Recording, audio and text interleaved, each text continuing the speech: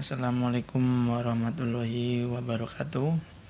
Semangat pagi. Pertama-tama kita panjatkan puji syukur kepada Allah Subhanahu wa taala, di mana pada kali ini saya akan memaparkan PowerPoint atau PPT, yaitu pasar valuta asing dan bursa modal dan bursa efek ya. Benarkah nama saya Akita Wisaputra. Untuk selanjutnya, pengertian pasar valuta asing ya adalah valuta yang disebut dengan falas ya, di mana dikeluarkan sebagai alat pembayaran yang sah di negara lain. Ada juga menurut Madura pasar falas adalah pasar yang memfasilitasi pertukaran valuta untuk mempermudah transaksi. Untuk menurut Kuncoro kegiatan bisnis internasional memerlukan transfer uang dari satu negara ke negara lain. Untuk fungsi pokok pasar valuta asing menurut Nopirin yang menyebutkan beberapa fungsi. Yang pertama, mempermudah pertukaran valuta asing serta pemindahan dana dari satu negara ke negara lain. Untuk yang kedua, karena sering terjadi transaksi internasional yang tidak perlu segera diselesaikan pembayaran menggunakan penyerahan barangnya maka pasar valuta asing memberikan kemudahan untuk dilaksanakan perjanjian atau kontrak jual beli dengan kredit. Yang ketiga, memungkinkan dilakukan hedging seorang pedagang melakukan hedging apabila dia dapat saat melakukan transaksi jual beli valuta asing yang berbeda. Untuk pelaku pasar valuta asing ada beberapa. Yang pertama, perusahaan untuk meningkatkan daya saing menekan biaya produksi, perusahaan selalu menggunakan eksplorasi sumber-sumber daya yang lebih murah digunakan untuk eksplorasi atau impor.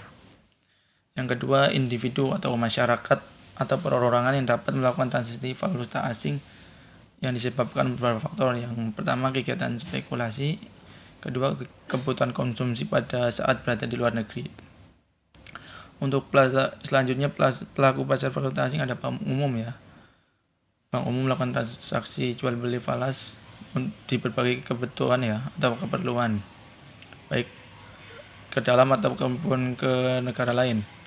Yang selanjutnya adalah pialang pasar falas atau broker Broker adalah perusahaan yang menjadi perantara terjadinya transaksi valuta asing. Untuk selanjutnya pada pemerintah Pemerintah melakukan transaksi valuta asing di berbagai tujuan, antara lain membayar hutang luar negeri atau menerima pendapatan dari luar negeri. Untuk selanjutnya ada bank sentral. Di bank sentral ini adalah lembaga independen yang bertugas menstabilkan mata uang. Yang terakhir atau yang selanjutnya, spekulan atau arbitraser adalah orang yang mengeksplorasi perbedaan kurs antara falas. Untuk tujuan melakukan falas, yang pertama adalah untuk transaksi pembayaran, mempertahankan daya beli, pengiriman ke luar negeri, atau mencari keuntungan. Jenis-jenis transaksi valuta asing ada transaksi spot, transaksi barter, transaksi tunggak. Untuk selanjutnya, materi pasar modal.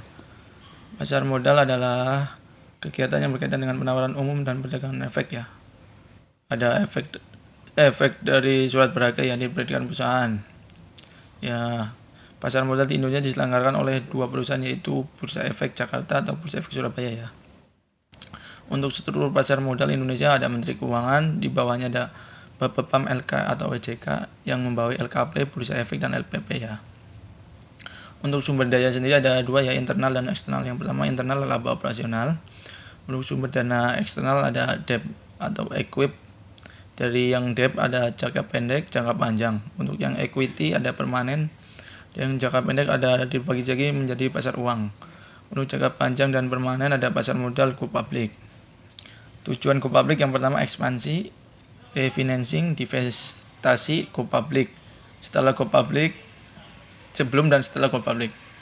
Mungkin itu saja yang dapat saya sampaikan. Kurang lebihnya mohon maaf. Apabila ada kekurangan, wassalamualaikum warahmatullahi wabarakatuh.